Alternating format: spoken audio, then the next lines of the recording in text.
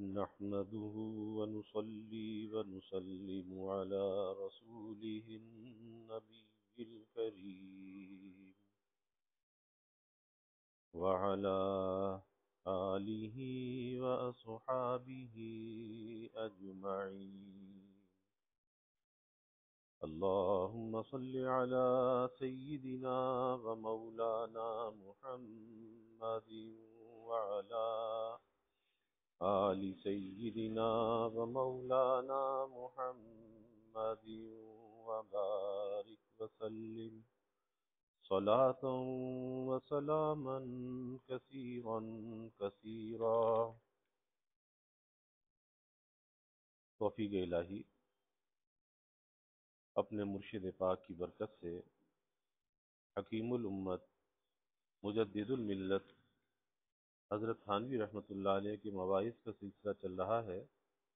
الجلا للابتلاء کے نام سے حضرت کا یہ واعظ چل رہا ہے، جس میں ایک واقعہ حضرت نے بیان فرمایا کہ کانپور میں طاعون کا زمانہ تھا اور کوئی حکومت نے قانون بنایا تھا، تو لوگوں نے کہا کہ ایک ہم جلسہ کرتے ہیں اور آپ بھی جلسے میں بیان کریں، یعنی قانون کے خلاف بیان کریں. حکومت نے جو قانون بنایا ہے، جیسے بھی کرونا کے زمانے میں بھی قانون بنے، لوگوں نے اس کے خلاف بیان بازیاں کی.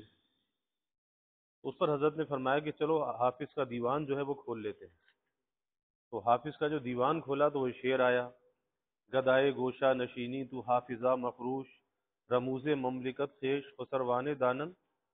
کہ حافظ تو گدائے گوشہ نشین ہے، شور و شغب مت کر، سلطنت کے اسرار کو بادشاہ ہی جانتے ہیں. اس پر بات چل رہی تھی کہ حدیث میں آتا ہے کہ بادشاہوں کے جو قلوب ہیں، اللہ تعالیٰ فرماتے ہیں وہ تو میری انگلیوں کے درمیان ہے. تو جب لوگوں کے اندر نیکی اور اطاعت ہوتی ہے تو اس کو خیر کی طرف پھیر دیتا ہوں، اور اگر لوگوں کے اعمال برے ہوں تو پھر اس میں سختی ڈال دیتا ہوں. تو اس پر یہ بات چل رہی تھی کہ ایک نظام تشریعی ہے اور ایک نظام تکوینی ہے. اور پھر حضرت شاہ صاحب رحمۃ اللہ علیہ کا واقعہ بیان کیا، شاہ عبد العزیز صاحب، کہ دہلی کا انتظام ایک مرتبہ بگڑ گیا. تو لوگوں نے کہا شاہ صاحب نظام تو بہت بگڑ گیا، کوئی انتظام ہی نہیں ہے، سب افراتفری. فرمایا کہ آج کل جو صاحب انتظام ہے وہ بڑا ڈھیلا آدمی ہے. پوچھا کہ وہ کون ہے؟ کہا فلاں جگہ چلے جاؤ، اور وہ وہاں پہ جو ہے ایک کنجڑا ہے سبزی فروٹ بیچنے والا، اور اس کے پاس جا کر دیکھ لو. تو وہ شخص گیا، امتحان لیا، خربوزے بیچ رہا تھا. تو کہا جی خربوزے کا دام طے کیا کہ لیکن میں اس کو چک کر لوں گا، میٹھا لوں گا. کٹواتا رہا، کٹوا کٹوا کے سارے اس نے خربوزے کٹوا دیے، اور کہا جی مجھے پسند نہیں آیا، چھوڑ کے چلایا. اس نے کچھ بھی نہیں کہا. تھوڑے دن کے بعد نظام درست ہو گیا. پھر شاہ صاحب کے پاس گیا کہ شاہ صاحب اب نظام درست ہو گیا. کہا کہ اب جو صاحب انتظام ہے وہ بہت منتظم آدمی ہے، اس کا انتظام بہت عمدہ ہے. کہا کہ وہ کون ہے؟ کہا چاندنی چوک میں چلے جاؤ اور وہ سقا ہے، پانی پلا رہا ہے. یہ چلا گیا، دیکھا کہ وہ آواز لگا رہا ہے، کٹورا ہاتھ میں ہے، سبیل سبیل سبیل. تو اس نے جا کر پانی مانگا. کہا کہ دمڑی ساتھ لائے ہو، دمڑی سے پانی ملتا ہے. اس زمانے کی کا سکہ تھا دمڑی، کہ دمڑی ساتھ ہے تو پانی ملتا ہے. کہا جی دمڑی ہے. ایک دمڑی دی، ایک پیالہ پانی کا لیا. اب جب وہ پانی کا پیالہ لیا تو انہوں نے کیا کیا؟ پانی کو پھینک دیا. کہا پانی تو یہ خراب ہے، دوسرا دو. تو اس نے کہا کہ ایک دمڑی اور لاؤ. کہا کہ اور تو نہیں ہے. ایک تھپڑ مارا اور کہا کہ کنجڑا سمجھا ہے، یعنی وہ خربوزے والا سمجھا ہے. تو اس پر یہ بات چل رہی تھی کہ حکام کے دل اہل خدمت کے تابع ہوتے ہیں. یہ ظاہری حکام بھی درست ہو سکتے ہیں جب وہ ان کی درستی کی طرف متوجہ ہوں، اور یہ بالکل مثل سکے کے مشیت الہی کے تابع ہے. یعنی وہ جو اہل خدمت ہوتے ہیں اللہ کی مشیت کے تابع ہوتے ہیں. بس خدا کو خوش کر لو، اصل چیز یہ ہے، خدا کو خوش کر لو، وہ اصحاب خدمت کو متوجہ فرما دے گا، پھر یہ سارا ظاہری عملہ درست ہو جائے گا. تو میں نے ان لوگوں سے کہا کہ توبہ اور استغفار کرو، اور ہر روز 500 مرتبہ کم از کم لا حول ولا قوت الا باللہ العلی العظیم کا وظیفہ مقرر کر لو. انشاءاللہ ایک ہفتے میں سب مصیبت دور ہو جائے گی، حالات درست ہو جائیں گے۔ اور یہ میں نے کشف سے نہیں کہا، بلکہ حدیث میں آیا ہے لا حول ولا قوت الا باللہ کنز من الکنوز الجنہ وهو دواء السبعین داء یسروها ایسروها اللہم، کہ یہ جنت کا ایک خزانہ ہے اور 70 بلاؤں کی دوا ہے، اور جس میں ادنا درجہ جو ہے فکر اور غم کا ہے، کہ فکر اور غم کو دور کر دیتا ہے۔ اس بھروسے پر میں نے کہہ دیا کہ حدیث میں آیا ہے، اور عدد کی تعیین اتفاق سے میرے منہ سے نکل گئی۔ ان لوگوں نے اس رائے کو پسند کیا اور عمل شروع کیا، یعنی اس جلسے سے ہٹ گئے۔ ایک ہفتہ گزرنے نہ پایا تھا کہ وہ حکم منسوخ ہو گیا اور امن اور چین ہو گیا۔ وہ حکومت کا جو قانون تھا، اگر اس کے خلاف جلسہ کرتے تو نہ معلوم کیا مسئلہ پیدا ہو جاتا۔ اب کیا ہوا؟ اللہ سے رجوع کیا، اللہ کے ذکر کو اختیار کیا، اللہ نے مسائل سے نکال دیا، مشکلات سے نکال دیا۔ اور آج بھی مسائل کا حل یہی ہے، اللہ کی طرف بندہ رجوع کرے، اللہ ہی نکالنے والا ہے مشکلات۔ جیسے آج کل کے حالات ہیں، مہنگائی، گرانی، پریشانی، آج بھی اللہ سے رجوع کرے، اللہ نکالنے والا ہے۔ پھر ان لوگوں کو اس عمل سے ایسا اعتقاد ہوا کہ کانپور کی جامع مسجد میں اب تک نماز عصر کے بعد اس کا ورد چلا آ رہا ہے۔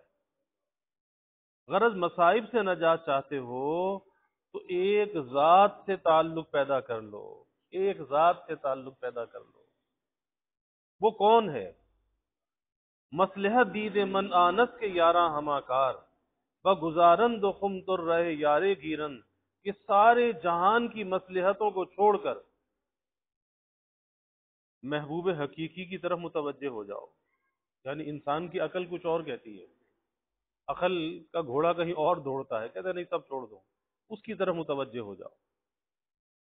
یعنی حق تعالی شانہ سے تعلق پیدا کرو، اس کے سوا سب سے نظر قطع کرو، کیونکہ راحت و کلفت سب اسی کے ہاتھ میں ہے۔ اس کو راضی کرو، انشاءاللہ وہ تمام مصائب کا انتظام فرما دیں گے۔ امن یجیب المضطر اذا دعاہ ویکشف السوء ویجعلکم خلفاء الارض االہ مع اللہ قلیلا ما تذکرون۔ ہاں، وہ کون ہے جو مضطر کی دعا قبول کرتا ہے؟ جو بے چین دل ہے نا، مضطر، قلب مضطر۔ اور حدیث میں آتا ہے نا، وہ لوگ جن کی اللہ دعا قبول کرتا ہے، اس میں مضطر کی دعا کو بھی قبول کرتا ہے، جو بے چین ہو کے اللہ کو پکارتا ہے۔ امن یجیب المضطر، ہاں وہ کون ہے جو مضطر کی دعا قبول کرتا ہے اور مصیبت کو دور کرتا ہے اور تم کو زمین میں یکے بعد دیگرے قائم مقام بناتا ہے؟ وہ صرف خدائے عز و جل ہے۔ کیا اب بھی خدا کے ساتھ کوئی اور معبود ہے؟ ہرگز نہیں۔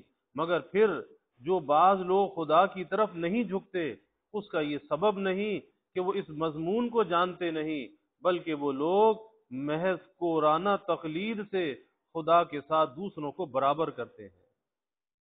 کورانہ تقلید، اندھی تقلید۔ صاحبو خدا کے ساتھ تعلق ہو جائے تو اول تو مصیبت آوے گی ہی نہیں، اور اگر آوے گی تو وہ مصیبت نہ رہے گی، حتیٰ کہ جس موت سے آپ کو اب وحشت ہے، اس وقت اس سے محبت ہو جائے گی، موت سے بھی محبت ہو جائے گی، اور معلوم ہو جائے گا کہ موت وحشت کی چیز نہیں۔ پھر وحشت ایک تو موت سے ہوتی ہے، خیر یہ تو کسی قدر ظاہراً معقول بھی ہے کہ مرنے والا تمتعات سے محروم ہو جائے گا، کہ سوچتا ہے کہ ہائے جو کچھ میں نے جمع کیا تھا آج تو سارا جا رہا ہے، اور آگے کی جو منزل ہے اس منزل کے لیے میرے پاس کچھ بھی نہیں ہے۔ تو پھر انسان کو پتہ چلتا ہے کہ اب موت کے وقت جب خالی دامن ہے، تہی دامن ہے، اور بہت سے بوجھ سر پر ہیں، آگے کیا منہ لے کر جائے گا؟ تو یہ چیز ہے جس کو جو پریشان کرتی ہے کہ تمتعات سے محروم ہو جائے گا۔ دوسرے اس سے وحشت ہوتی ہے کہ ایک دم سے بہت سے آدمی مر جائیں، جیسے طاعون میں، کرونا میں اور وباؤں میں۔ یہ تو بڑی ہی بے وقوفی کی بات ہے، کیونکہ ایک مرنے والے پر دوسروں کے مرنے کا کیا اثر ہوگا؟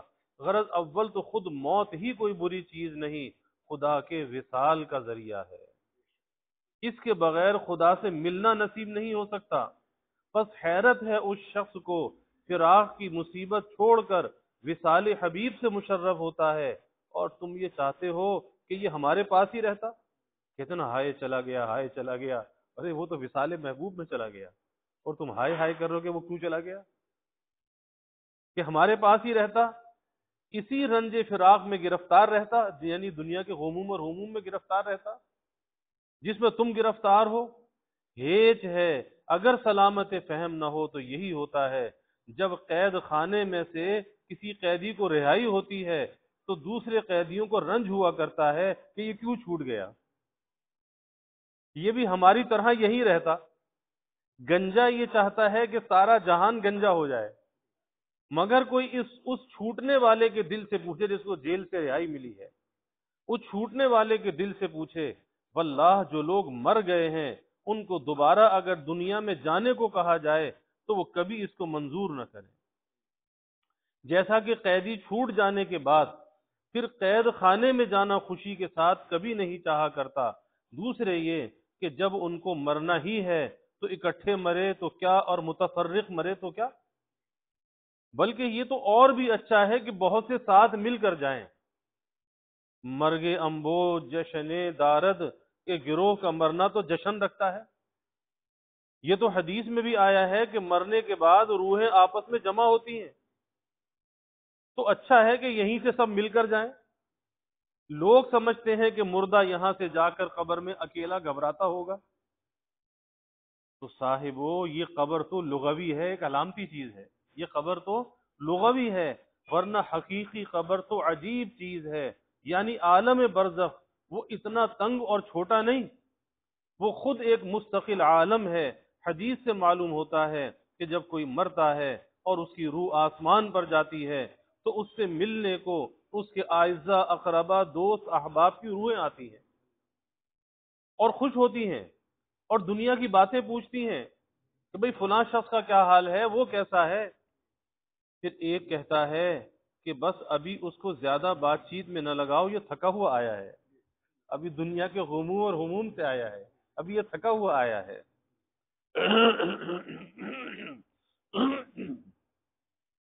ذرا راحت لینے دو، غرض وہاں وحشت نہیں، نہ وہاں تنہائی ہے، گو لوگ اس کو وحشت کدا گمان کرتے ہیں، مگر خلاف گمان وہ ایسا نہیں جیسے مولانا آگ کے متعلق فرماتے ہیں، اندر آ اسرار ابراہیم بھی کو در عاشق یاف در و یاسمین، کہ تو بھی اندر چلی آ اور دیکھ تو یہ آگ نہیں گلزار ابراہیمی ہے، تو اس میں گلاب اور چمیلی پائے گی۔ مولانا روم رحمۃ اللہ علیہ نے قصہ لکھا ہے کہ ایک کافر بادشاہ نے بہت سی آگ جلا کر مسلمانوں کو مجبور کیا کہ بت کو سجدہ کرو، آگ جلائی اور کہا کہ بت کو سجدہ کرو ورنہ آگ میں ڈال دوں گا۔ چنانچہ انہی مسلمانوں میں سے ایک عورت بھی تھی جس کی گود میں شیر خوار بچہ تھا، اس کو بت کے آگے سجدہ کرنے کے لیے کہا گیا اور انکار کرنے پر ظالموں نے اس کی گود میں سے بچے کو چین کر آگ میں ڈال دیا۔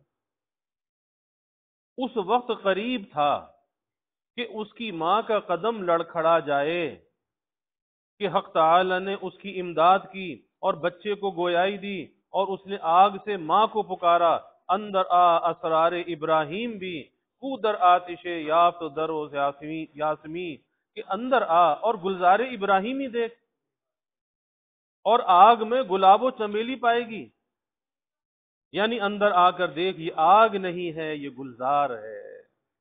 اسی طرح عالم برزخ بہت دلچسپی کا مقام ہے، روبرو سلطان و کاروبار بھی حسن تجری تحتی الانہار بھی، یعنی فرماتے ہیں کہ بادشاہ کے پاس جا کر کاروبار دیکھو، تجری تحت الانہار کا حسن دیکھو کہ اس کے نیچے نہریں بہتی ہیں۔ خواہرانت ساکن چرختنی تو بمرادر چہ سلطانی کنی، کہ تو موت سے وحشت اس واسطے ہے کہ لوگوں نے اس گڑھے کو قبر سمجھ لیا ہے اور عالم برزخ کے عجائبات سے ناواقف ہے۔ شوق وطن میرا ایک رسالہ ہے، چھوٹا سا ایک رسالہ ہے شوق وطن، اس کو دیکھو موت کا شوق ہو جائے گا۔ بیماری اور مصائب کے وقت اس رسالے سے بہت سکون ہوتا ہے۔ میں اس وقت اس کی کوشش نہیں کرتا کہ ایک دن یہ کیفیت پیدا ہو جائے، اور نہ ایک دن میں یہ پیدا ہو سکتی ہے۔ صوفی نہ شبت صافی تا در نہ کشت جامے، بس یار سفر بایت تا پختہ شبت خامے۔ فرماتے ہیں کہ صوفی جب تک بہت سے مجاہدے نہ کر لے خام ہی رہتا ہے، پختگی مجاہدات کے بعد حاصل ہوتی ہے۔ پختہ ہونے کے لیے تو خاک چھاننی پڑتی ہے، پختہ ہونے کے لیے تو خاک چھاننی پڑتی ہے۔ میرا مقصود اس وقت یہ ہے، آپ اس کیفیت کے حاصل کرنے کی کوشش کریں۔ جس دن یہ کیفیت نصیب ہو جائے گی، آپ کی زندگی اور موت دونوں پر لطف ہو جائیں گی۔ واللہ ثم واللہ ثم واللہ، یہ سب باتیں بنائی ہوئی نہیں ہیں۔ حضرت قسم کھا کے فرما رہے ہیں یہ باتیں بنائی ہوئی نہیں ہیں، یہ سب حقائق ہیں۔ لیکن اگر عنین مادر ذات کو جماع کی لذت نہ آئے تو کیا سارے ہی نامرد ہو جائیں گے؟ یعنی ایک نامرد ہے، اسے کیا پتا کہ جماع کی لذت کیا ہوتی ہے؟ اب اسے تو سارے ہی ایسے لگیں گے کہ سبھی نہیں جانتے۔ ہرگز نہیں، بلکہ اسی کو کہا جائے گا کہ قوت مردانگی سے محروم ہے، سارا جہان نامرد نہیں ہو سکتا۔ اسی طرح اگر آپ کو یہ حقائق نہ معلوم ہو تو کیا یہ ساری باتیں بنی ہوئی ہو جائیں گی؟ اگر آپ بے خبر ہوں تو کیا خبر کہنے والے بھی ان حقائق کو نہ کہیں؟ وہ بھی اپنی آنکھیں پھوڑ لیں؟ اہل اللہ کے سامنے عوام کی وہی حالت ہے جو عنین کی مرد کے سامنے ہوتی ہے، نامرد کی مرد کے سامنے ہوتی ہے۔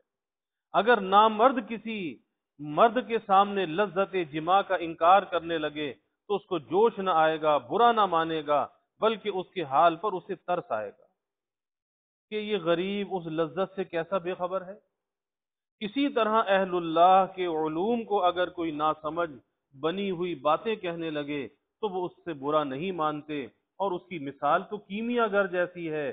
اگر تمام دنیا کیمیا گر سے کہنے لگے کہ تجھے خاک بھی کچھ نہیں آتا، تو کچھ نہیں جانتا، یہ کیمیا کی باتیں ہی باتیں ہیں، تو وہ اس سے برا نہیں مانے گا، بلکہ یہی کہے گا کہ تم مجھے ایسا ہی سمجھتے رہو، تم خود ہی محروم رہو گے۔ اسی کو مولانا فرماتے ہیں، با مدعی مگوید اسرار عشق و مستی، با گزار تا بمیرت از رنج خود پرستی۔ فرماتے ہیں کہ مدعی سے اسرار عشق بیان نہ کرو، جس کے اندر دعویٰ ہو نا اس کو اس کے دعوے کے اندر مرنے دو۔ مدعی سے اسرار عشق بیان نہ کرو، اس کو خودرائی اور خود پرستی ہی کے رنج میں رہنے دو۔ آنکھوں پر پردہ پڑا ہے، آنکھوں پر پردہ پڑا ہے، اس لیے یہ حقائق نظر نہیں آتے، اور جب موت کے وقت وہ پردہ اترتا ہے تو پھر پچھتاوے کے سوا کچھ بھی نہیں ہوتا، کہ سب کچھ ہاتھ سے جا چکا ہوتا ہے، پھر آگے حساب ہی حساب ہوتا ہے۔ تو یہ حقائق نظر نہیں آتے ہیں، لیکن اگر یہ باتیں محض بنائی ہوئی ہیں تو پھر اہل اللہ کے کلام میں اثر اور درد کہاں سے آ گیا؟ جھوٹی باتوں میں بھی کہیں اثر ہوا کرتا ہے؟ آخر کوئی تو بات ہے جس نے اہل اللہ کو تمام لذات و شہوات سے الگ کر دیا، کہ جن چیزوں کے لیے عام لوگ مرتے کھپتے ہیں وہ ان سے بالکل بیزار اور مستغنی ہے۔ نہ ان کو طلب مال کی ہے، نہ لباس کی فکر ہے، نہ عزت و جاہ کی خواہش ہے کہ کوئی ہماری عزت کرے، کوئی احترام کرے۔ آخر کوئی چیز تو ان کے پاس ہے جس کی لذت میں وہ ان چیزوں کو چھوڑ کر الگ ہو گئے۔ کوئی تو آگ ان کے سینے میں ہے جو پاس بیٹھنے والوں کو بھی بے قرار کر دیتی ہے۔ یہ خود اس کی دلیل ہے کہ یقیناً ان کے پاس وہ حقائق ہیں جن کی مخلوق کو خبر نہیں۔ اس لیے مولانا فرماتے ہیں، گر نہ بودے نہ لہے تے را اثر، نے جہاں را پر نہ کر دے از شکر۔ فرماتے ہیں کہ اگر نالے نئے میں اثر نہ ہوتا تو نئے جہاں کو شکر سے نہ بھرتا۔ عارفین کے یہ علوم قرآن و حدیث میں موجود ہیں، مگر کوئی سمجھنے والا بھی تو ہو۔ نمونے کے طور پر سمجھیے، ام من شیء الا یسبح بحمدہ ولکن لا تفقہون، کہ ہر چیز حق تعالی کی تسبیح و حمد کرتی ہے مگر تم ان کی تسبیح کو نہیں سمجھتے. یعنی کائنات کی ہر چیز اللہ کا ذکر کرتی ہے. لوگ قرآن و حدیث کو سمجھے نہیں، بس تعویل کرنے لگے کہ مراد تسبیح حالی ہے. عارفین کہتے ہیں کہ یہ حقیقت پر محمول ہے کہ وہ کھلی آنکھوں ہر چیز کو تسبیح کرتے دیکھتے ہیں اور کانوں سے ان کی تسبیح سنتے ہیں، لیکن اہل ظاہر کی آنکھیں چونکہ بند ہیں وہ اس میں تعویل کرنے لگے کہ اس سے مراد تو تسبیح حالی ہے. اور مولانا اسی کی شکایت فرماتے ہیں بر ہوا تعویل قرآنی کنی پس تو کج شد از تو معنی سنی، کہ ہوا پر قرآن میں تعویل کرتے ہو جس سے اس کے روشن معنی پس تو کج ہو جاتے ہیں. چون دار جاں تو قندیل ہا بہر بینش می کنی تعویل ہا کر دہے تعویل لفظ بکر را شیش را تعویل کن نے ذکر را. یعنی تمہارے اندر قرآن سمجھنے کا فہم ہی نہیں، اس لیے تعویلات کرتے ہو. قرآن کے سمجھنے کا فہم پیدا کرو اور تعویلات کو چھوڑو. عارفین اپنی رائے سے تعویل نہیں کرتے، وہ قرآن و حدیث کی تمام باتوں کو حقیقی سمجھتے ہیں.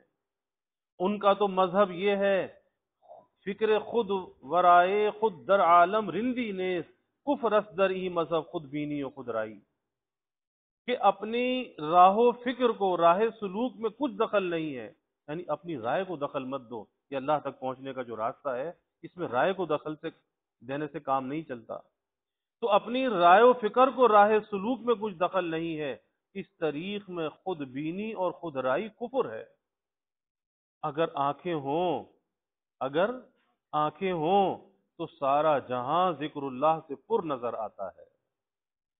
بس اگر آپ بھی ان حقائق کو سمجھنا چاہتے ہیں تو اہل اللہ کا دامن پکڑ لیجئے. وہ بخیل نہیں ہے، البتہ مستغنی ضرور ہے، کسی کی خوشامد نہیں کرتے، مستغنی ہے، بخیل نہیں ہے. جو ان سے اعراض کرتا ہے وہ ہزار بار اس سے اعراض کرتے ہیں، اور جو ان کی طرف آتا ہے وہ اس کے نفس سے زیادہ اس پر شفیق ہیں، بشرطے کہ طلب صادق ہو، کیونکہ بدون سچی طلب کے کامیابی مشکل ہے. اصل تو طلب ہے. دوا وہیں اثر کرتی ہے جہاں بیماری ہو، پانی وہیں جاتا ہے جہاں پستی ہو. اونچے پہاڑ پر پانی نہیں چڑھا کرتا. کوئی اپنی انا کا پجاری بن جائے اور پھر سوچے کہ فیضیاب بھی ہو جائے، ایسا نہیں ہوا کرتا. ہر کجا پستی است آب آنجا رود، ہر کجا مشکل جواب آنجا رود، ہر کجا درد دوا آنجا رود، ہر کجا رنج شفا آنجا رود. کہ پانی وہیں جاتا ہے جہاں پستی ہو، جواب اسی جگہ دیا جاتا ہے جہاں اشکال پیش آئے، اور دوا اسی جگہ اثر کرتی ہے جہاں بیماری ہو، اور شفا وہیں پہنچتی ہے جہاں تکلیف ہو. تو پہلے طلب کا درد اپنے اندر پیدا کر لے. طلب کا درد اپنے اندر پیدا کیجئے، اس کے بعد اپنے آپ کو ان کے سپرد کر دیجئے. طلب کا درد اپنے اندر پیدا کیجئے، اس کے بعد اپنے آپ کو ان کے سپرد کر دیجئے، اور خود بینی اور خود رائی کو طاق پر رکھیے. جس طرح وہ چلائیں اس طرح چلیے، اپنی عقل کو دخل نہ دیجئے. محض عقل سے مقصود حاصل نہیں ہو سکتا، عقل سے مقصود حاصل نہیں ہو سکتا. دیکھیے فلاسفہ یونان کیسے کیسے عقلا تھے، کتنے کتنے قابل، کتنے کتنے ذہین تھے فلاسفہ جو تھے یونان کے، مگر مقصود تک نہ پہنچ سکے. ہزاروں ٹھوکریں کھائیں، عقل نے ان کو مقصود سے بہت ہی دور ڈال دیا. اس طریق میں صرف عقل سے کام نہیں چلتا، حال کی بھی ضرورت ہے. جب حال نہ ہو تو تنہا عقل سے قساوت بڑھ جاتی ہے، سختی بڑھ جاتی ہے، اور دل کا قفل نہیں کھل سکتا. فلاسفہ یونان کو عقل ہی کا ہیضہ ہو گیا تھا نا. بعض لوگ بڑے باتونی ہوتے ہیں، باتیں تو باتوں سے کوئی مغلوب ہو سکتا ہے؟ ارے آخر اللہ بھی تو دیکھ رہا ہے نا. تو فلاسفہ یونان کو عقل ہی کا ہیضہ ہو گیا تھا، باتیں بہت بناتے تھے، دوسروں کا رد بہت کرتے تھے. کیا تھا؟ عقل کا ہیضہ تھا. اسی لیے ان میں سے بعضوں نے انبیاء کو بھی پایا مگر اتباع نہ کیا. یہ کہہ دیا کہ ہاں بے شک یہ نبی ہیں، جانتے تھے کہ نبی ہیں، مانتے تھے کہ نبی ہیں، مگر جاہلوں کے واسطے ہیں. ہم عقلاء ہیں، یعنی ہم تو عقل والے ہیں، تو ہم کو نبی کی ضرورت نہیں. تو بات کیا تھی؟ ان میں حال نہ تھا، ان میں حال نہ تھا. اگر حال ہوتا تو مقصود کا پتہ چل جاتا اور سمجھ جاتے کہ اس مقصود کو ہم اپنی عقل سے نہیں پا سکتے. اس کے لیے کسی مقبول بندے کی دستگیری بھی شرط ہے. اس مقصود کو پانے کے لیے عقل کو چھوڑنا پڑے گا، کسی مقبول بندے کی دستگیری بھی شرط ہے. پھر انبیاء کی حقانیت اور مقبولیت دیکھ کر ضرور ان کا اتباع کرتے، مگر ان کے دل میں محبت کی آگ نہ تھی، عشق کا حال غالب نہ تھا. محبت کی آگ نہ تھی، عشق کا حال غالب نہ تھا، اس لیے وصال محبوب کی خواہش نہ ہوئی. عقل پر ہی سوار رہے، عقل کے گھوڑے پر سوار رہے، اس لیے وصال محبوب کی خواہش نہ ہوئی. ورنہ ایسا کہیں ہو سکتا ہے کہ محبوب کے وصال کی طلب ہو اور ایک پہنچانے والا سامنے ہو؟ اور نبی سے بڑھ کے پہنچانے والا کون ہو سکتا ہے؟ ایک پہنچانے والا سامنے ہو اور وہ خود بلا بھی رہا ہو، دعوت بھی دے رہا ہو، بلا بھی رہا ہو کہ آؤ میں تم کو محبوب سے ملا دوں، اور پھر بھی عاشق کو اس کی رہبر کے اتباع سے انکار ہو. ہاں عشق ہی نہ ہو تو سب کچھ ممکن ہے، عشق ہی نہ ہو تو سب کچھ ممکن ہے. غرض بدوں طلب کے کام نہیں چل سکتا، فہم و خاطر تیز کردن نیست را، جز شکستہ می نگیرت فضل شاہ. کہ راہ سلوک میں فہم و خاطر کا تیز کرنا مقصود نہیں ہے کہ کس کے پاس کتنی عقل ہے، کون کتنے عقل کے گھوڑے دوڑاتا ہے. راہ سلوک میں فہم و خاطر کا تیز کرنا مقصود نہیں، شکستگی اور خاکساری کی ضرورت ہے. اللہ نصیب فرما دے. شکستہ ہی کچھ پاتا ہے، خاکسار ہی کچھ پاتا ہے. بغیر شکستہ دلی کے فضل الہی نہیں ہوتا. اور شکستگی عشق و طلب ہی کی بدولت پیدا ہوتی ہے کہ ان کا طالب بن جائے.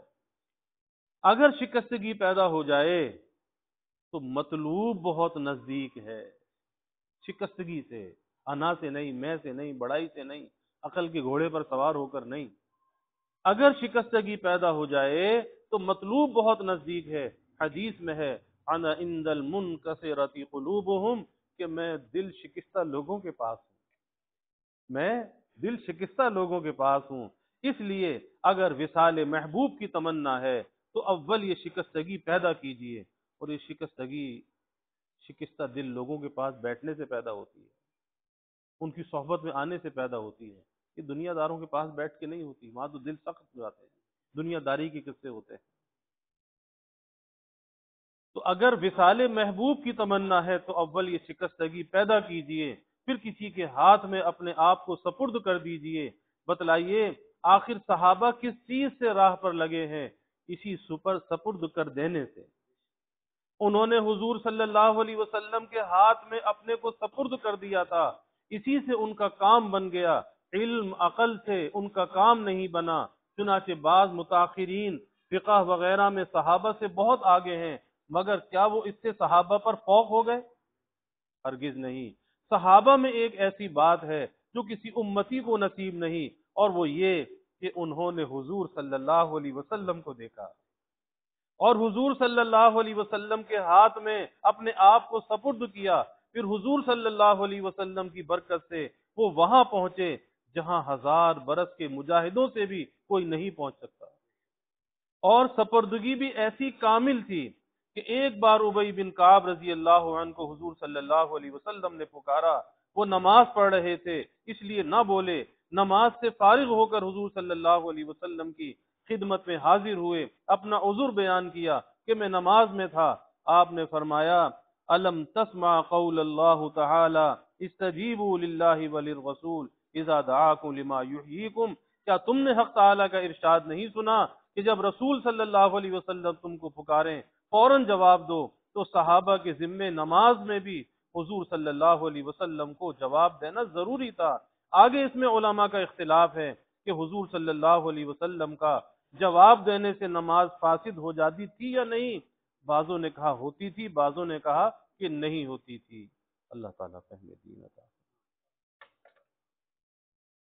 الحمد للہ رب العالمین والعاقبۃ للمتقین والصلاة والسلام علی اشرف الانبیاء والمرسلین اللهم صل على سيدنا ومولانا محمد وعلى آل سيدنا ومولانا محمد وبارك وسلم ربنا آتنا في الدنيا حسنة وفي الآخرة حسنة وقنا عذاب النار ربنا أتمم لنا نورنا واغفر لنا إنك على كل شيء قدير اللهم أرنا الحق حقا وارزقنا اتباعه وأرنا الباطل باطلا وارزقنا اجتنابه اللهم إنا نسألك العفو والعافية والمعافاة الدائمة في الدين والدنيا والآخرة والفوز بالجنة والنجاة من النار اللهم إنا نسألك من خير ما سألك منه نبيك سيدنا محمد صلى الله عليه وسلم ونعوذ بك من شر ما استعاذك منه نبيك سيدنا محمد صلى الله عليه وسلم وأنت المستعان وعليك البلاغ ولا حول ولا قوة إلا بالله وجزى الله عنا محمدا صلى الله عليه وسلم ما هو أهله وصلى الله تعالى وسلم على النبي الكريم آمين برحمتك يا